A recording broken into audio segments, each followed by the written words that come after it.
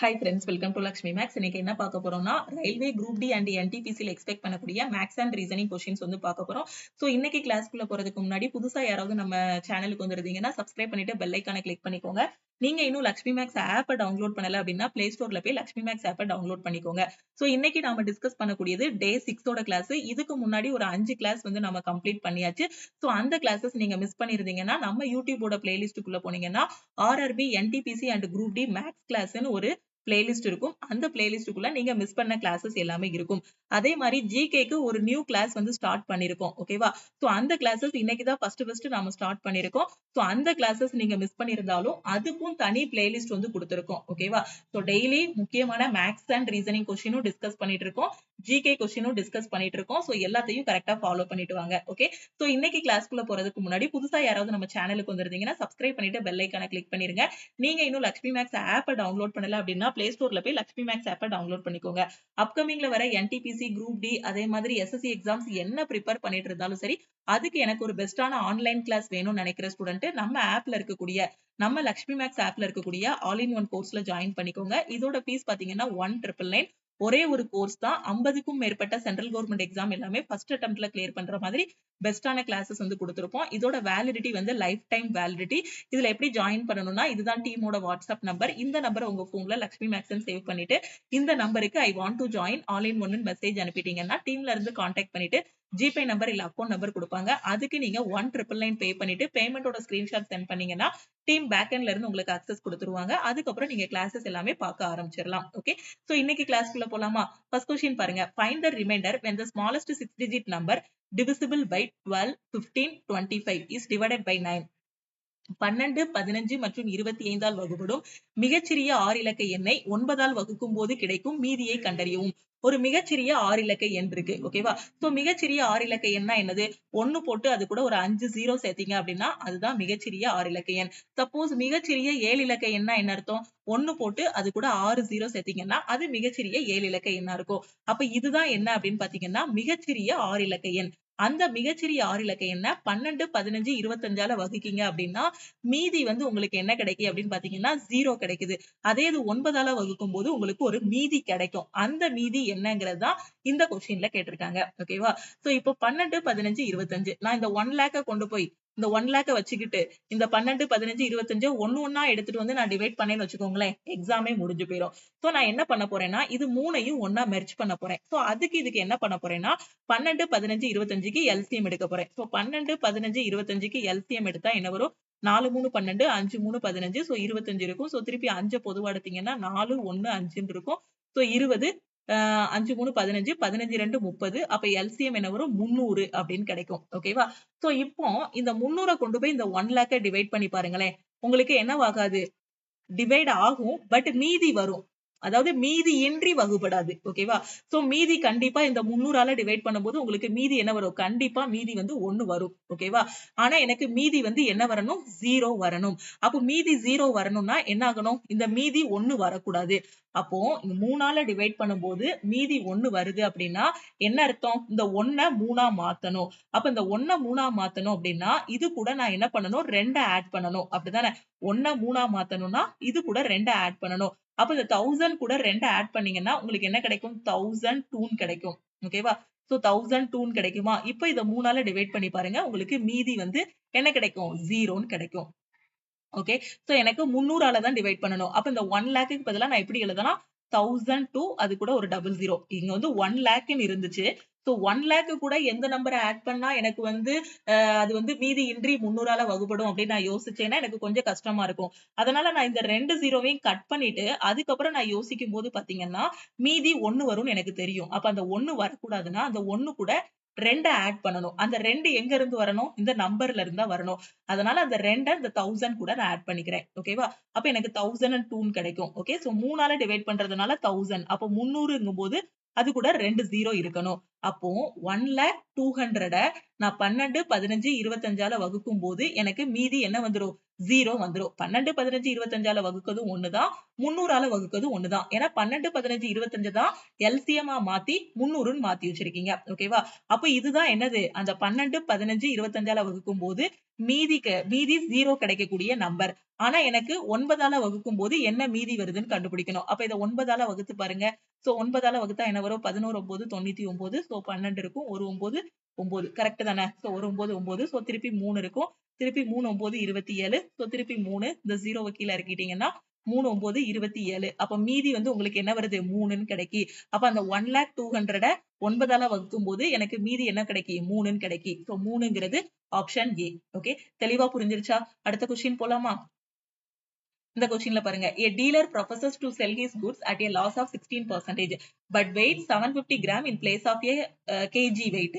Find his total profit percentage. இது ஏற்கனவே நம்ம என்ன டாபிக்ல பார்த்திருக்கோம்? ப்ராஃபிட் அண்ட் லாஸ்ல டிஸ்ஆனஸ்ட் டீலர் அப்படின்னு நம்ம பார்த்திருப்போம் ஆல் இன் ஒன் கோர்ஸ்ல. அப்படிதானே? சோ ஒரு வியாபாரி தனது பொருட்களை 16% நஷ்டத்தில் விற்றதாக கூறுகிறார். ஆனால் எடையானது 1 கிலோகிராம் எடைக்கு பதிலாக 750 கிராம் மட்டுமே உள்ளது. அப்படி என்றால் அவரது மொத்த லாப சதவீதத்தை கண்டறியும். அதாவது என்ன அப்படின்னு பாத்தீங்கன்னா, 1 கிலோங்கிறது உங்களுக்கு என்னது? 1000 கிராம். ஓகே, ஒரு கிலோங்கிறது 1000 கிராம். 1 கிராமோட விலை ₹1 அப்படின்னு வச்சுக்கோங்க. அப்ப 1000 கிராமோட விலை உங்களுக்கு என்னவா இருக்கும்? 1000 ருபீஸா இருக்கும். ஓகேவா? ஆனா அவர் என்ன சொல்றாருன்னா, நான் 1000 கிராம உங்களுக்கு 1000 ருபீஸுக்கு விக்கல, ஒரு 16% நஷ்டத்துல தான் விக்கிறேன் அப்படின்னு சொல்றாரு. அப்ப 16% நஷ்டங்கும் போது 1000ல 16% ரிமூவ் பண்ணுங்க. ஓகேவா? அப்ப என்ன வரும்? இல்லன்னா 1000ல 16% ரிமூவ் பண்ணி பாத்தீங்கன்னா, அதாவது நஷ்டம்னா என்ன பண்ணணும்? 100ல இருந்து மைனஸ் பண்ணணும். அப்ப 84% கண்டுபிடிச்சா போதுமா? அப்ப உங்களுக்கு ஆன்சர் என்ன வரும்? செல்லிங் பிரைஸ் 814 கிடைக்கும். ஓகேவா? சோ கடைக்காரர் என்ன சொல்றாருன்னா, ₹1000 மதிப்புள்ள பொருளை நான் உங்களுக்கு ₹840 தான் கொடுக்கிறேன். 16% நஷ்டத்துல தான் விக்கிறேன் அப்படின்னு சொல்றாரு. ஓகேவா? சோ ஆனா என்ன பண்றாரு? எங்க சீட்டிங் பண்றாருன்னு பாத்தீங்கன்னா, எடையில சீட்டிங் பண்றாரு. ஓகேவா? வெயிட்ல சீட்டிங் பண்றாரு. 1000 கிராம் இருக்க வேண்டிய இடத்துல வெறும் 750 கிராம் தான் இருக்கிறாரு. ஓகேவா?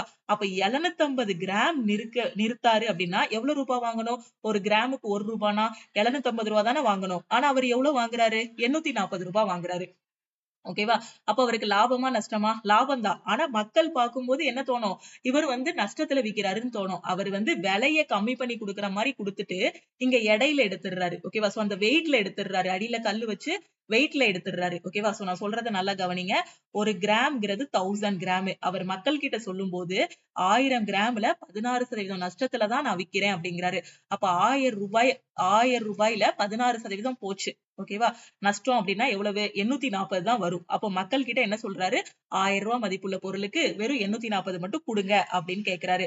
சோ அப்ப ரூபாயில கம்மி பண்ற மாதிரி கம்மி பண்ணிட்டு எடைய என்ன பண்ணிடுறாரு? கம்மி பண்ணிடுறாரு. எடை எவ்வளவு கொடுக்கறாரு? வெறும் 750 கிராம் தான் கொடுக்கறாரு. ஓகேவா?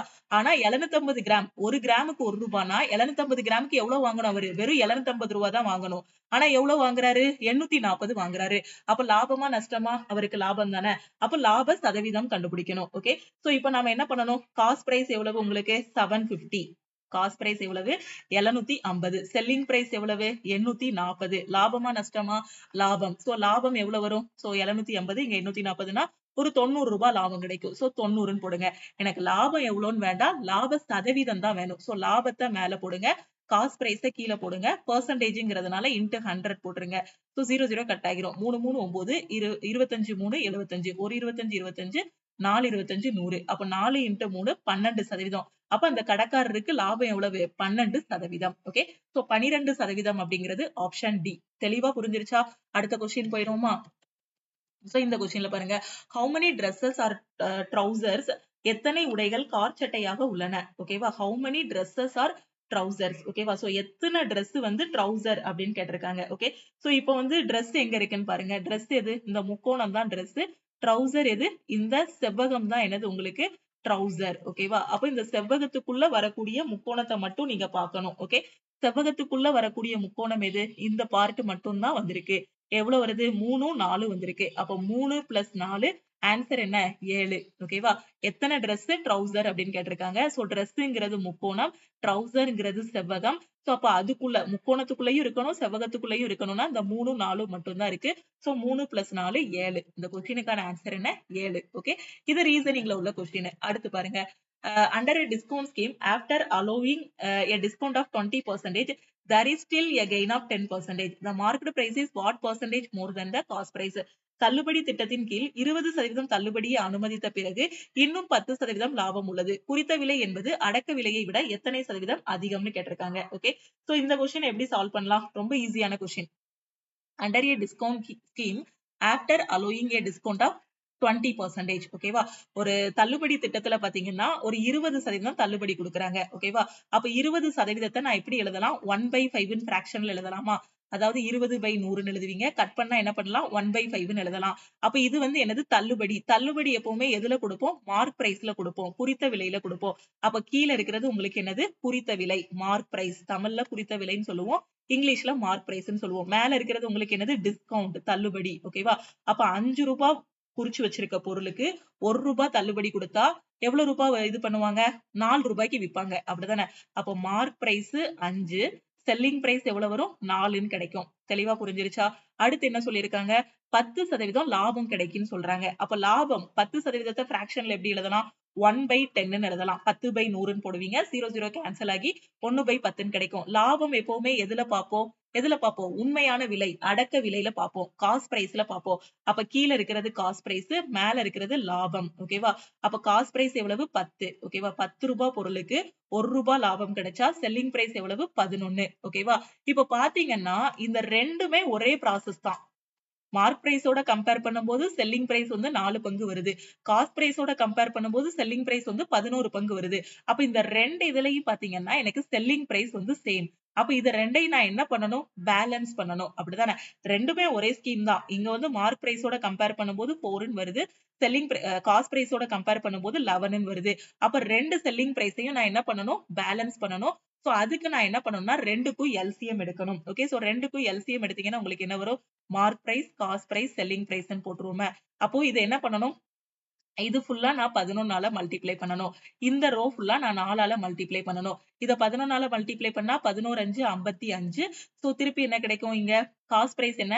4 × 10 40ன்னு கிடைக்கும். ஓகேவா? செல்லிங் பிரைஸ் என்ன கிடைக்கும்? 11 × 4 44. ஓகே, சோ இத ஃபுல்லா இந்த ரோ ஃபுல்லா 11ஆல மல்டிப்ளை பண்ணுங்க. இந்த ரோ ஃபுல்லா 4ஆல மல்டிப்ளை பண்ணுங்க. இத 11ஆல மல்டிப்ளை பண்ணா மார்க் பிரைஸ் 55, செல்லிங் பிரைஸ் 44 கிடைக்கும். இந்த ரோ ஃபுல்லா 4ஆல மல்டிப்ளை பண்ணா காஸ்ட் பிரைஸ் 40, செல்லிங் பிரைஸ் 44ன்னு கிடைக்கும். அததான் இங்க எடுத்து எழுதியிருக்கேன். ஓகே, சோ இப்போ எனக்கு என்ன கேட்டிருக்காங்க? குறித்த விலை என்பது அடக்க விலையை விட எத்தனை சதவீதம் அதிகம்? அதாவது மார்க் பிரைஸ் வந்து காஸ்ட் பிரைஸை விட எவ்வளவு பெர்சன்டேஜ் வந்து அதிகம்னு கேட்டிருக்காங்க. ஓகே, சோ காஸ்ட் பிரைஸ் வந்து என்ன சொல்லியிருக்காங்க? குறித்த விலை என்பது மார்க் பிரைஸ் வந்து காஸ்ட் பிரைஸை விட எவ்வளவு அதிகம்னு கேட்டிருக்காங்க. காஸ்ட் பிரைஸ் எவ்வளவு? 40. சோ மார்க் பிரைஸ் எவ்வளவு? 55. எவ்வளவு அதிகமா இருக்கு? 15 அதிகமா இருக்கா? சோ எவ்வளவு அதிகமா இருக்கு? 15 அதிகமா இருக்கு. அப்ப காஸ்ட் பிரைஸ் வந்து 40 கீழே போடுங்க, மார்க் பிரைஸ் 15 மேல போடுங்க. அதாவது காஸ்ட் பிரைஸ்ல இருந்து மார்க் பிரைஸ் எவ்வளவு அதிகமா இருக்குன்னு கேட்டிருக்காங்க. எவ்வளவு அதிகமா இருக்கு? ஒரு 15 அதிகமா இருக்கு. எனக்கு எவ்வளவு பெர்சன்டேஜ்ங்கிறதுனால நான் என்ன பண்றேன்? 100 போட்டுக்கிறேன். சோ 0 0 கட் ஆகிரும். சோ திருப்பி என்ன வரும்? 2 தடவை போகும். சோ திருப்பி இங்க 5 டைம்ஸ் போகும். 15 5 75. 75/2ன்னு கிடைக்கும். 75ல பாதி எத்தனை? 37. அப்படிதானே? அப்ப 37.5%. ஓகே, சோ 37.5%ங்கிறது ஆப்ஷன் பி. ஓகேவா? சோ தெளிவா புரிஞ்சிருச்சா? அடுத்த கொஸ்டின் போலாமா? சோ இந்த மாதிரி ஒரு ரேஷியோவா கொண்டு வந்துடணும். மார்க் பிரைஸ் எவ்வளவு, காஸ்ட் பிரைஸ் எவ்வளவு, செல்லிங் பிரைஸ் எவ்வளவுங்கிறத கொண்டு வந்துட்டீங்கன்னா ஈஸியா பெர்சன்டேஜ் கொண்டு வந்துடலாம். இப்போ உங்களுக்கான கொஸ்டின் இல்லைன்னா காஸ்ட் பிரைஸ்ல இருந்து செல்லிங் பிரைஸ் வந்து எவ்வளவு பெர்சன்டேஜ் அதிகங்கிறத கண்டுபிடிங்க. சோ அதுதான் அவங்களே கொடுத்துட்டாங்களோ, 10% லாபம்னு அவனே கொடுத்துட்டான் கொஸ்டின்ல. ஓகேவா? சோ அது கொஸ்டின்ல இருக்கு. சோ நீங்க கண்டுபிடிக்க வேண்டாம். சோ இந்த மாதிரி கொஸ்டினுக்கு இப்படி ரேஷியோவா கன்வெர்ட் பண்ணிட்டீங்க அப்படின்னா ஈஸியா நாம வந்து கொண்டு வந்துடலாம். ஓகே, அடுத்த கொஸ்டின் பாருங்க. If the number 715 ஸ்டார்னு கொடுத்திருக்காங்க, இது வந்து 3ஆல டிவைட் ஆகுது, is completely divisible by 3, then find the largest whole number in the place of star. இந்த நம்பர் வந்து 3ஆல முழுமையாக வகுபட்டால் ஸ்டாருங்கிற இடத்துல வரக்கூடிய மிகப்பெரிய முழு எண்ணை கண்டறியவும். அப்போ 3ஆல வகுபடுது அப்படின்னா அதுக்கு நீங்க என்ன பண்ணணும்? டிவிசிபிலிட்டி ரூல் வந்து தெரியணும். ஓகே. சோ டிவிசிபிலிட்டி ரூல் 3க்கு என்னது?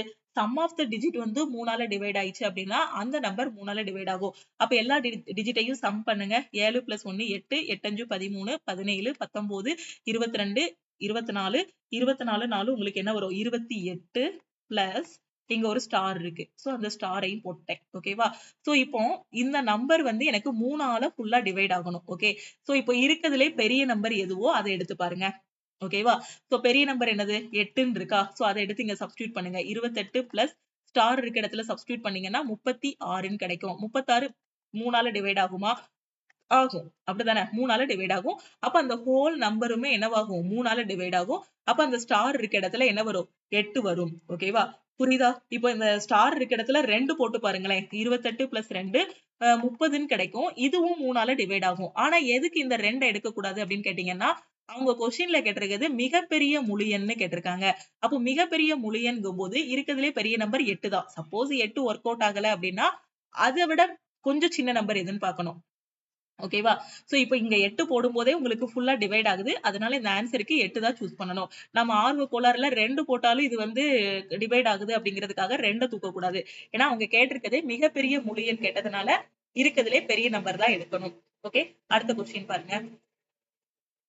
So three of the given option are alike in a certain way. However, one option not like the other three. Select the option which is different from the others. கொடுக்கப்பட்ட 3 விருப்பங்களும் ஒரு குறிப்பிட்ட வழியில் ஒரே மாதிரியானவை. இருப்பினும் ஒரு விருப்பம் மட்டும் 3 இது மாதிரி இல்ல. ஆட் ஒன் அவுட் மாதிரி இருக்கு. சோ வேறுபட்ட ஒன்றை தேர்ந்தெடுக்கவும் கேட்டிருக்காங்க. ஓகே. ரொம்ப சிம்பிளான கொஸ்டின் தான். பாக்குறதுக்கு தான் படம் போட்டு பெருசா காட்டுற மாதிரி இருக்கும். பட் ஈஸியா சால்வ் பண்ணிடலாம். இப்ப இந்த ஃபர்ஸ்ட் படத்தை பாருங்க. X U E I F Q H T ஓன் இருக்கு. ரெண்டாவது படத்தை பாருங்க. H O T X I Q F U இன்னு இருக்கு. ஓகே. சோ இங்க வந்திருக்க லெட்டர்ஸே தான் இங்கேயும் வந்திருக்கு. அப்படிதானே? சோ அப்படிதான் வந்திருக்கு. இப்ப இதுல பாருங்க. இடியு கியூஇஹெச் எக்ஸ்ஐ ஓன் இருக்கு. இங்க வந்திருக்க லெட்டரே அப்படி வரல. அதுவும் இல்லாம இதுல பாத்தீங்கன்னா எல்லா லெட்டருமே வேற வேற லெட்டர் வந்திருக்கு. எதுவுமே ரிப்பீட் ஆகல. அப்படிதானே? எக்ஸ் ஒரு வாட்டி தான் வந்திருக்கு. யூ ஒரு வாட்டி தான் வந்திருக்கு. இ ஒரு வாட்டி தான் வந்திருக்கு. மீதி இருக்க எல்லா லெட்டருமே ஒரு வாட்டி தான் வந்திருக்கு. ரெண்டாவது ஆப்ஷன்லயும் பாருங்க. எல்லா லெட்டரும் ஒரே ஒரு வாட்டி தான் வந்திருக்கு. ஆனா இந்த மூணாவது ஆப்ஷன்ல பாருங்க. இ இங்கேயும் வந்திருக்கு. இ இங்கேயும் வந்திருக்கு. அப்ப இ 2 வாட்டி வந்திருக்கு. ஓகேவா? சோ அதை வச்சே நாம என்ன சொல்லிடலாம் அப்படின்னு பாத்தீங்கன்னா, இந்த ஆப்ஷன் தான் ஆட் ஒன் அவுட்னு சொல்லிடலாம். ஓகேவா? அப்படி இல்லைன்னா இன்னொரு விதமா யோசிக்கலாம். இதை இப்படிதான் யோசிச்சு ஆன்சர் பண்ணணும் இல்ல. ஒவ்வொருத்தங்களுக்கும் ஒவ்வொரு மாதிரி திங்கிங் இருக்கும் இந்த கொஸ்டின் பொறுத்த வரைக்கும். இன்னொரு விதமா பாத்தீங்கன்னா XUE இங்க எல்லாமே பாருங்க. இந்த 3லயும் வந்த லெட்டர்ஸே தான் அப்படியே வந்திருக்கு. இந்த 3லயும் நான் அந்த 3 படத்தையும் நான் அந்த சர்க்கிள் பண்ணிருக்க 3 படத்துலயும் லெட்டர்ஸ் பாத்தீங்கன்னா இங்க என்ன லெட்டர்ஸ் எல்லாம் இருக்கோ அந்த லெட்டர்ஸ் தான் இங்க இருக்கு. இங்க என்ன லெட்டர்ஸ் எல்லாம் இருக்கோ அதுதான் இங்கேயும் இருக்கு. இங்க மட்டும் பாத்தீங்கன்னா அதே மாதிரி இல்ல. சோ இதுதான் ஆட் ஒன் அவுட்னு சொல்லிடலாம். ஓகேவா? எப்படினாலும் திங்க் பண்ணலாம். இங்க வந்து ஒரு லெட்டர் 2 வாட்டி ரிப்பீட் ஆயிருக்குன்னு சொல்லியும் நாம ஆட் ஒன் அவுட்னு சொல்லலாம். இல்ல மத்த படம் மாதிரி இங்க லெட்டர்ஸ் வந்து இல்ல அப்படின்னும் சொல்லி நாம என்ன பண்ணலாம்? எலிமினேட் பண்ணலாம். ஓகே. இந்த கொஸ்டின்ல பாருங்க. which of the following letter clusters will replace the question mark. So இதுல என்ன பண்ணணும்? இந்த கொஸ்டின் மார்க் இருக்க இடத்துல எது வரும்? இதான் நாம வந்து கண்டுபிடிக்கணும். ஓகே. சோ இப்ப கண்டுபிடிங்க. PSU இருக்கு. அடுத்து GBL இருக்கு. சோ நல்லா கவனிங்க. P ல இருந்து G க்கு போணும். P ல இருந்து நான் G க்கு போகணும்னா P வந்து எனக்கு 16வது இடத்துல இருக்கு. G வந்து எனக்கு 7வது இடத்துல இருக்கு. சோ -9 எடுக்கலாமா? அடுத்து என்ன பண்ணிருக்காங்க? G ல இருந்து அடுத்து என்ன பண்ணலாம்? -9 எடுக்கலாம். ஏன்னா இதுவே பெரிய நம்பரா தான் இருக்கு. -11லாம் போயிருக்க மாட்டாங்க. மேபி -9 எடுத்திருக்காங்களான்னு பாருங்க. G ல இருந்து -9 இல்ல O ல இருந்து F க்கு போறதுக்கு என்ன பண்ணிருக்காங்கங்கிறத பார்த்தா இன்னும் கொஞ்சம் நமக்கு தெளிவா புரியும். O ல இருந்து F. O வந்து 15வது இடத்துல இருக்கு. F வந்து 6வது இடத்துல இருக்கு. 15 மைனஸ் எத்தனை போட்டா உங்களுக்கு F கிடைக்கும்? 15 மைனஸ் 9 தானே 6. சோ 15 மைனஸ் 9 தான் 6. அப்ப என்ன பண்ணிருக்காங்க? -9 தான் போட்டிருக்காங்க. அப்ப G ல இருந்து -9 போணும். சோ G வந்து 7th பிளேஸ்ல இருக்கு. சோ -9 போனீங்க அப்படின்னா உங்களுக்கு என்ன கிடைக்கும்? இங்க Xக்கு வந்துருமா? சோ 1 2 3 4 5 6 7 8 9. சோ X வந்துரும். அப்ப இந்த இடத்துல உங்களுக்கு என்ன வரும்? Xங்கிற லெட்டர் வரும். ஓகே. சோ இந்த ஆப்ஷன் எல்லாம் செக் பண்ணுங்க. இந்த ஒரு ஆப்ஷன்ல மட்டும் தான் Xன்னு ஆரம்பிச்சிருக்கு. சோ மீதி எல்லா ஆப்ஷனையும் நாம எலிமினேட் பண்ணிடலாம். மத்ததெல்லாம் யோசிக்கவே வேண்டாம். சோ வேணா அடுத்த இதை செக் பண்ணி பார்ப்போம். S ல இருந்து B க்கு போகணும். S ல இருந்து B க்கு போகணும் அப்படின்னா நான் என்ன பண்ணணும்? S ல இருந்து B க்கு போகணும்னா இப்படி போனோம்னா ரொம்ப தூரம் அப்படிதானே, இங்க இருந்து இப்படி போனா எனக்கு ரொம்ப தூரம் ஆகும். சோ நான் இப்படி போறேன். ஓகேவா? சோ 1 2 3 4 5 6 7 8 9. ஓகேவா? அப்ப +9 போட்டிருக்காங்க. T ல இருந்து C க்கு போறதுக்கும் +9 தான் இருக்கும் பாருங்க. 1 2 3 4 5 6 7 8 9. சோ அப்போ +9 போட்டிருக்காங்க. ஓகே, அப்ப 2வது லெட்டர் எல்லாத்துக்கும் என்ன பண்ணிருக்காங்கன்னா +9 போட்டிருக்காங்க. அப்போ B ல இருந்து நான் +9 எடுத்தேன்னா 2 + 9 எனக்கு எத்தனை? 2 + 9 11. 11வது இடத்துல என்ன இருக்கு? K இருக்கு. அப்ப 2வது லெட்டர் K தான் வரும். ஓகேவா? சோ அப்ப இந்த ஆப்ஷன் தான் நம்ம கரெக்ட்னு சொல்லிடலாம். மீதி இருக்கிறத செக் பண்ண வேண்டாம். ஏதாவது ஒரு லெட்டர் மட்டும் கண்டுபிடிச்சிட்டு எலிமினேட் பண்ணுங்க. ஒரு லெட்டர் கண்டுபிடிச்சிட்டு எலிமினேட் பண்ண முடியலன்னா 2 லெட்டர் கண்டுபிடிச்சிட்டு எலிமினேட் பண்ணுங்க. இந்த கொஸ்டின்ல பாருங்க, எந்த 2 எண்களை மாற்றினால் சமன்பாடு சரியாக இருக்கும்? By interchanging which two numbers the equation will be correct ன்னு சொல்லியிருக்காங்க. ஓகே, எந்த 2 நம்பரை மாத்துனீங்க அப்படின்னா இந்த சமன்பாடு கரெக்டா வரும். ஓகே, சோ செக் பண்ணுங்க. 9 × 3 / 6 + 4 - 8 = 1 இருக்கு. 8ஐயும் 9ஐயும் இடம் மாத்துனா கரெக்டா வருமான்னு ஃபர்ஸ்ட் செக் பண்ணுங்க. சோ 8 9 இருக்கு பாருங்களேன். இங்க வந்து நான் 8 தூக்கி போடுதேன். இங்க வந்து நான் 9 தூக்கி போடணும். ஓகேவா? சோ எப்படி போடும்போது எனக்கு கரெக்டா வருமா? வர்றதுக்கு வாய்ப்பு இருக்கா? சோ 8 × 3 / 6ன்னு போட்டேன்னா மேபி வரலாம். அப்படிதானே? சோ ஒரு 3 3 2 3 6 1 2 4 2 8ன்னு கிடைக்கும். சோ 4 4 8. சோ 8 - 9ன்னு இருக்கும். 8 - 9 -1ன்னு கிடைச்சிரும். 1ன்னு எனக்கு ஆன்சர் வருது. பட் -1ன்னு வரும். அதனால நான் இதை இன்டர்சேஞ்ச் பண்ண வேண்டாம். சோ இந்த ஆப்ஷன் எலிமினேட் பண்ணிடலாம். 3ஐயும் 6ஐயும் இன்டர்சேஞ்ச் பண்ண சொல்லியிருக்காங்க. அப்ப இங்க 6 / 3ன்னு கிடைக்கும். அப்ப இங்க என்ன இருக்கும்? 18. 18 4 22. 22 - 8ங்கும்போது 1 ஆன்சர் வர வாய்ப்பு இல்ல. சோ எலிமினேட் பண்ணிடலாம். இப்ப 3ஐயும் 4ஐயும் இன்டர்சேஞ்ச் பண்ணி பார்ப்போம். ஓகேவா? சோ 3ஐயும் 4ஐயும் இன்டர்சேஞ்ச் பண்ணுங்க. 3 எங்க இருக்கு? இந்த இருக்கு 3. சோ அப்போ 9 × 4 / 6 + 3 - 8. ஓகே, சோ இப்போ உங்களுக்கு ஆன்சர் என்ன வரணும் அப்படின்னு பாத்தீங்கன்னா 1 வரணும். அப்படி 1 வந்துச்சுன்னா நாம எடுத்திருக்க ஆப்ஷன் கரெக்ட். ஓகே, சோ இப்போ என்ன பண்ணலாம்? 9 × 4 / 6. 3 3 9, 2 3 6. சோ இங்க என்ன கிடைக்கும்? 2ன்னு கிடைக்கும். ஓகே, சோ 2ன்னு கிடைக்குமா? சோ அடுத்து என்ன இருக்கும்? 3 × 2 6ன்னு கிடைக்கும். சோ 6 + 3 - 8. 6 3 9. 9ல 8 போனா 1. ஓகே, அப்ப இடது பக்கத்துலயும் 1 கிடைச்சிருது. வலது பக்கத்துல உள்ள அதே நம்பரே கிடைச்சிருது. அப்ப இந்த ஆப்ஷன் தான் நம்ம என்ன சொல்லிரலாம்? கரெக்ட்னு சொல்லிரலாம். ஓகே, அடுத்த கொஸ்டின் பார்க்கலாமா? இந்த கொஸ்டின்ல பாருங்க, x + y + z = 0, then what is the value of 1/x² + y² - z² plus 1/y² + z² - x² plus 1/z² + x² - y² ஓட வேல்யூ என்னன்னு கேட்டிருக்காங்க. இது நாம எங்க பார்த்திருக்கோம்னா அல்ஜீப்ரா டாபிக்ல வந்து பார்த்திருக்கோம். சோ இங்க என்ன சொல்லிருக்காங்க? x + y + z = 0ன்னு சொல்லிருக்காங்களா? அப்ப x + y - z ன்னு நான் எழுதலாம். அப்படி இல்லன்னா இதை எப்படி எழுதலாம்? x + z - -y ன்னு எழுதலாம். அப்படி இல்லன்னா வேற என்ன வழியில எழுதலாம்? y + z - x ன்னு எழுதலாம். இதை நான் எப்படினாலும் மாத்தி எழுதலாம் இல்லையா? சோ இந்த மாதிரி நான் 3 இதா எழுதிக்கிறேன். ஓகே, சோ ஃபர்ஸ்ட் இதை மட்டும் நான் எக்ஸ்பேண்ட் பண்றேன். இதை எக்ஸ்பேண்ட் பண்றதுக்கு என்ன பண்ண போறேன்? ரெண்டு பக்கமும் நான் ஸ்கொயர் பண்றேன். ரெண்டு பக்கமும் ஸ்கொயர் பண்ணும்போது x + y the whole square = -z² ன்னு கிடைக்கும். ஓகேவா? சோ அப்ப இத a + b the whole square ஃபார்மட்ல இருக்கு. அப்ப a² + b² + 2ab இல்ல x + y the whole square னா x² + y² + 2xy = உங்களுக்கு என்ன கிடைக்கும்? இங்க z² ன்னு கிடைக்குமா? அப்ப x² + y² + 2xy = z² ன்னு கிடைக்கும். அப்ப இத நான் இந்த ஃபார்மட்ல கொண்டு வரணும். ஓகேவா? அப்ப x² + y², இந்த z² இங்க கொண்டு வாங்க. -z² உங்களுக்கு என்ன கிடைக்கும்? -2xy ன்னு கிடைக்குமா?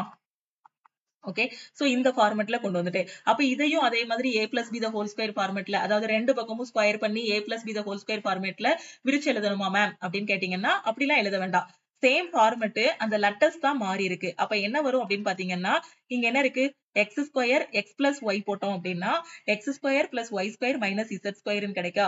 அப்ப இங்க உங்களுக்கு என்ன கிடைக்கும்? இத வச்சே அப்படி இதை எழுதுங்க. ஓகேவா? சோ இந்த x + z = -y. இத ரெண்டு பக்கமும் ஸ்கொயர் பண்ணி இந்த மாதிரி டிரைவ் பண்ணி கொண்டு வந்தோம்னா இதோட இது உங்களுக்கு எப்படி கிடைக்கும்? சோ எப்படி கிடைக்கும்? x² + z² - y² =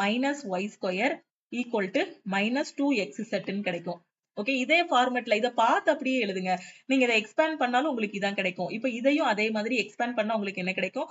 y² + z², இதை இந்த பக்கம் தானே கொண்டு வந்தோம். சோ -x² = -2yz ன்னு கிடைக்கும். இத ஒரு ஃபார்மட்டா வச்சுக்கிட்டு இத வச்சு மட்டுமே இதை எழுதிருங்கன்னு சொல்றேன். இதை இப்போ நீங்க x² a + b the whole square ஃபார்மட்ல எக்ஸ்பேண்ட் பண்ணி எழுதினாலும், ரெண்டு பக்கமும் ஸ்கொயர் பண்ணி எழுதி டிரைவ் பண்ணி கொண்டு வந்தாலும் இதே தான் உங்களுக்கு கிடைக்க போகுது. அதுக்கு தான் நான் என்ன சொல்றேன்னா ஏற்கனவே இங்க தான் இருக்க. இங்க கண்டுபிடிச்சாச்சு. ஜஸ்ட் லெட்டர்ஸை மட்டும் மாத்தி போடணும் அவ்வளவுதான். அப்படிதானே? சோ அதே மாதிரி போட்டோம்னா நமக்கு இதோட வேல்யூவும் கிடைச்சிருது. ஓகேவா? இப்போ நாம என்ன பண்ணணும், இதுல சப்ஸ்டியூட் பண்ணணும். 1/x² + y² - z². இந்த x² + y² - z² ஓட வேல்யூ என்னது? -2xy. ஓகேவா? அப்ப இதுக்கு பதிலா நான் என்ன பண்ணலாம், -2xy சப்ஸ்டியூட் பண்ணலாமா? அப்போ -1/2xy ன்னு போட்டுறலாம். பிளஸ் இதுக்கு பதிலா என்ன பண்ணலாம், y² z² - x² க்கு பதிலா 2yz ன்னு போடலாம். -2yz ன்னு வரும். அப்போ -1/2yz ன்னு கிடைக்கும். அடுத்து z² + x² - y². z² + x² - y² ஓட வேல்யூ -2xz. ஓகேவா? அப்ப இதோட வேல்யூ என்ன கிடைக்கும் உங்களுக்கு? -1/2xz ன்னு கிடைக்கும். எல்லா மைனஸையும் பொதுவா எடுத்துருங்க. எடுத்துட்டீங்க அப்படின்னா உங்களுக்கு என்ன கிடைக்கும்? 1/2xy + 1/2yz பிளஸ் 1/2xz ன்னு கிடைக்கும். ஓகேவா? சோ இதுல இருந்து 1/2வையும் பொதுவா எடுத்துடலாமா? இல்லனா முதலையே -1/2 பொதுவா எடுத்துருங்க. எடுத்தீங்கன்னா 1/xy + 1/yz + 1/xz ன்னு கிடைக்கும். ஓகே. சோ இப்போ இதுல நாம என்ன பண்ண போறோம்னு பாருங்க. சோ இது எல்லாத்துக்கும் எல்சிஎம் எடுக்கணும். இதுக்கு எல்சிஎம் எடுக்கலாமா? சோ எல்சிஎம் எடுத்தா உங்களுக்கு என்ன கிடைக்கும்? XYZ ன்னு எல்சிஎம் கிடைக்கும். அப்படிதானே? எல்லாத்துலயும் பொதுவா X இருக்கு, Y இருக்கு. சோ Z இருக்கு. XYZ ன்னு கிடைக்கும். அப்ப இங்க வந்து என்ன இல்ல? Z இல்ல. மேலையும் கீழே Z ஆல மல்டிப்ளை பண்ணணும். இங்க வந்து X இல்ல. மேலையும் கீழே X ஆல மல்டிப்ளை பண்ணணும். இங்க வந்து Y இல்ல. மேலையும் கீழேயும் Y ஆல மல்டிப்ளை பண்ணணும். சோ Y ன்னு கிடைக்கும். சோ இப்போ இதுக்கான ஆன்சர் வந்து உங்களுக்கு என்ன கிடைக்கும்? -1/2 × x + y + z / xyz ன்னு தெரியும். ஏற்கனவே நமக்கு என்ன தெரியும்? x + y + z ஓட வேல்யூ 0 ன்னு தெரியும். அப்ப இதுக்கு பதிலா நாம என்ன பண்ணிரலாம்? 0 ன்னு சப்ஸ்டிட்யூட் பண்ணிரலாமா? -1/2 × 0 ன்னு கிடைக்கும். அப்போ எனிதிங் × 0 உங்களுக்கு என்னது? 0 தான். அப்ப இந்த கொஸ்டினுக்கான ஆன்சர் என்னன்னா 0. ஓகேவா? சோ இந்த கொஸ்டின் பாத்தீங்கன்னா 9th ஸ்டாண்டர்டோட ஸ்டாண்டர்ட் இருக்கு இல்லையா? அதோட அவங்களோட புக்ல இருக்கு. 9ஆம் கிளாஸ் படிக்கக்கூடிய ஸ்டூடண்ட்ஸோட புக்லயே இந்த கொஸ்டின் வந்து அல்ஜிப்ரா டாபிக் கீழ இருக்கு. சோ அது எப்படி பண்ணுவாங்க அப்படின்னு பாத்தீங்கன்னா, புக்ல எல்லாம் பாத்தீங்கன்னா பயங்கரமா டிரைவ் பண்ணிருப்பாங்க. இதையும் டிரைவ் பண்ணி, இதையும் எக்ஸ்பேண்ட் பண்ணி காட்டி, இதையும் எக்ஸ்பேண்ட் பண்ணி காட்டியிருப்பாங்க. நான் என்ன சொல்றேன், இதை எக்ஸ்பேண்டே பண்ண வேண்டாம்னு சொல்றேன் இந்த இடத்துல. அதை எக்ஸ்பேண்ட் பண்ணா டைம் வேஸ்ட். இங்க ஏற்கனவே ஒரு ஃபார்மட் இருக்கு. x + y ^ 2 - z² ஓட வேல்யூ இப்படி கிடைச்சதுன்னா, இதோட வேல்யூ இத பார்த்தே அப்படி எழுதிரலாம். அப்படிதானே? இந்த x², y² -z² ன்னு கிடைச்சது. அப்ப இங்க x², z² -y² ன்னு கிடைக்கும். இந்த ஃபார்மட்ட வச்சு அடுத்து இருக்கிறத எழுதிரலாம். எழுதி ஃபைனலா நம்ம டிரைவ் பண்ணி கொண்டு வந்தோம்னா ஃபைனல் ஆன்சர் என்ன வருது? 0 ன்னு கிடைக்கும். ஓகேவா? சோ தெளிவா புரிஞ்சிருச்சா? அடுத்த கொஸ்டின் போலாமா? சோ இது எல்லாமே அல்ஜிப்ரால இந்த மாதிரி நிறைய கொஸ்டின் வந்து உங்களுக்கு நான் டீச் பண்ணிருக்கேன். சப்போஸ் உங்களுக்கு பேசிக்ஸ் தெரியல அப்படின்னா நீங்க ஆல் இன் ஒன் கோர்ஸ்ல பாத்துக்கோங்க. ஓகே. அடுத்த கொஸ்டின் பாருங்க. A batsman in his 13th innings makes a score of 97 runs, thereby increasing his average score by 5. What is his average score after the 13th inning னு சொல்லிருக்காங்க. ஒரு batsman தனது 13வது இன்னிங்ஸில் 97 ரன்கள் எடுத்தார். அதன் மூலம் அவரது சராசரி 5ஆல் அதிகரிக்கிறார். 13வது இன்னிங்ஸுக்கு பிறகு அவரது சராசரி ஸ்கோர் என்னன்னு கேட்டிருக்காங்க. என்ன சொல்லிருக்காங்க?